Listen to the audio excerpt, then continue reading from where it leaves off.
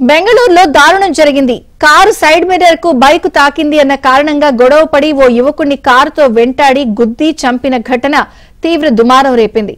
ఈ దారుణానికి పాల్పడిన దంపతులను పోలీసులు అరెస్ట్ చేశారు.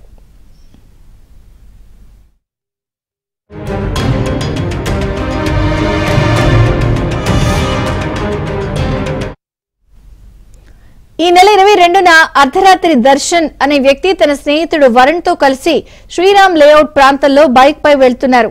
ఆ సమయంలో పక్కగా వెళ్తున్న కారు సైడ్ మిర్రర్ ను వీరి బైక్ తాకింది. కారులో ఉన్న మనోజ్ కుమార్, ఆయన భార్య ఆరతి శర్మ దర్శన్ తో గొడవ పెట్టుకున్నారు. ముందు వెళ్తున్న బైక్ ను దంపతులు కారులో 2 కిలోమీటర్లు వెంబడించి వెనుక నుంచి బైక్ ను ఢీకొట్టి వెళ్లిపోయారు. ప్రమాదంలో తీవ్రంగా గాయపడిన దర్శన్ చికిత్స పొందుతూ మృతి చెందగా వరుణ్ కి ఇంకా చికిత్స కొనసాగుతోంది.